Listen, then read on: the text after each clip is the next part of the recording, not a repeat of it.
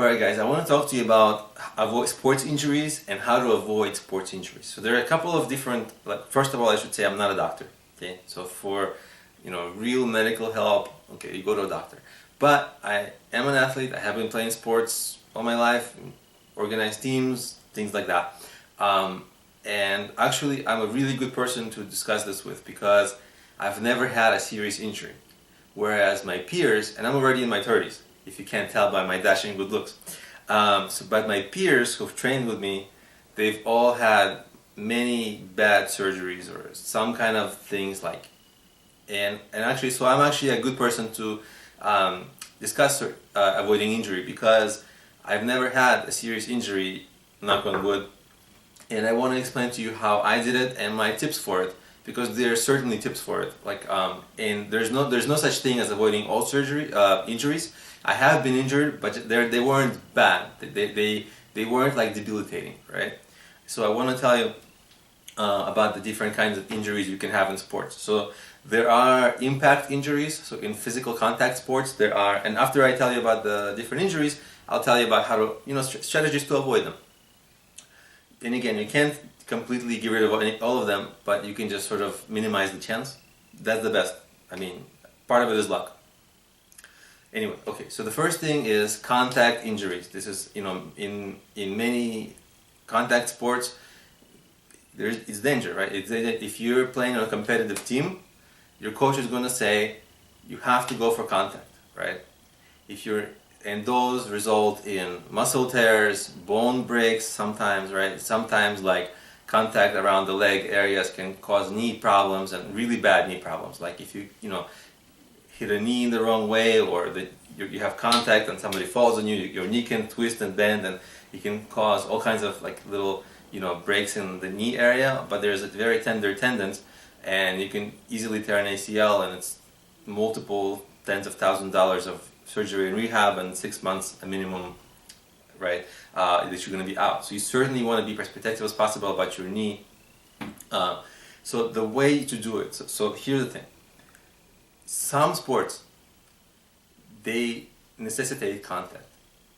If you're not going to be a professional athlete, or if you have a child who plays sports, and my advice is to try to avoid physical contact. Again, if you're in a competitive team, you're gonna have. This is part of being in a competitive team. Is you're signing up for contact, and you're gonna be injured. I mean, not like you're gonna be injured, but there's a far higher chance because also what happens is it's not just you who's gonna go in for contact; it's your opponents. And a lot of people they're playing to win because it's they say it's a man's sport, even if you're playing a women's sport. But the physical contact sports on competitive teams in leagues, certainly you have a very high chance to get injured. Now let me tell you, if you are at the level of being professional, you're going to have good health care. Okay? If you're in a competitive team that's maybe amateur or just recreational, but you're in a league, guess what? It's going to be out of your insurance and out of your pocket. And you're not going to get the best care. And guess what? You're still going to have to go to work the next day. It's going to impact, if you get injured, it's going to impact your life in a very bad way at times. So I would personally recommend, I don't know what I don't want to recommend, but I would say you're going to go for contact at your own peril, right? If you have something to gain, like if you're in college or if you're trying to get into the pros or some kind of a professional level where you get paid, there's no going around it. You have to go full contact. The good part is that you're playing with people who are generally good also, and they understand how to hit, how to slide, so that you won't get injured as much. A part of not being injured during contact is two things. You have to do a lot of stretching and get your joints really loose so that they're able to bend more, right?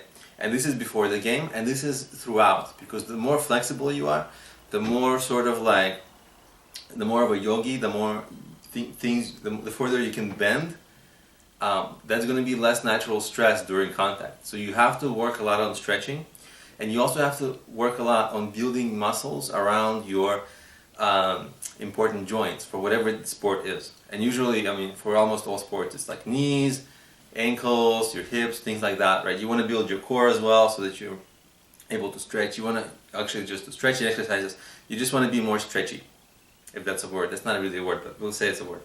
So that's the hard. I mean, this is really the hardest part, is that, you know, because you don't want to be a sissy. You want to go for contact, especially if it's a contact sport. But certainly, you're gonna, you know, contact is contact. I mean, bone on bone, and, you know, sometimes who knows what happens, right? And then you have all kinds of weird freaks accidents sometimes that, you know, your leg bends and somehow, you know, something you just can't avoid, but certainly you can try to minimize. Now, there are other injuries like pulls, muscle tears. Definitely, you don't want to have, you don't want to be exercising on cold muscles. If you're in cold weather, you maybe have like almost leg warmers or an underneath layer. It's going to keep your muscles a little bit warmer, and actually it's going to also help protect against some contact. So that's also good. And by the way, of course, I forgot to mention that to protect against contact, you certainly want to wear all the protective padding that your sport necessitates. That's just basics. That's just common sense. Now, sometimes pulls, for example, or tears happen if your footing isn't like stable. So if you have bad shoes and you're not stable on your feet and you're sliding, like in case of rain or in case of if you have cleats that are not proportional to the kind of grass you're playing on, that they're not right for it, right? So like, let's say if you have cleats for regular grass but it's raining and it's slippery, you're going to be slipping. Or if you're actually playing in sneakers on grass, like sneakers really slip a lot. Playing intense and shifting your weight on grass in sneakers will get you to fall, and when you fall and slip, you can tear your groin, things like that. So you certainly want to be stable. So the stability will actually help you not get injured, and the stability will also be helped by, again, your core muscles being stronger and strengthening your legs, ankles, around the knees, right? Especially, you know, all around the knee. And stretching, really stretching the joints and the muscles before you really play hard, and never really go hard on cold muscles. Okay, so that's one thing. If you're a beginner, or if you're kind of not a beginner but you've not had a while that you've been playing, do not push yourself. This is one of the simplest and common injuries to avoid. Is, you know, beginners, they think about how good they were once and they go full speed and then they get injured and they can't play again.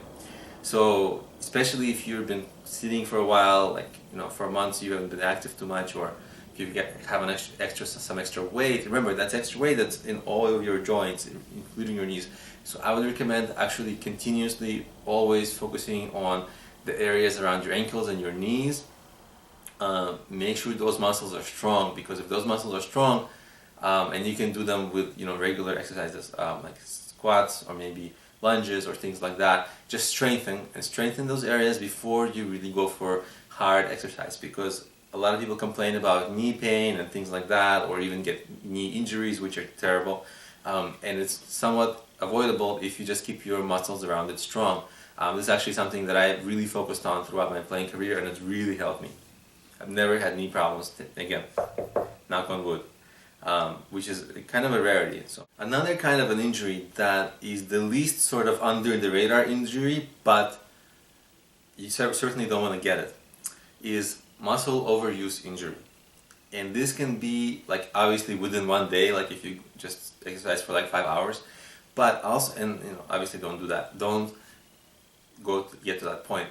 But there's also this, if you've been doing something for years, and you have maybe the wrong shoes or you have the wrong routine, you will start to get some inflammation. Some parts of your feet maybe, or some parts of your legs or some joints will have inflammation.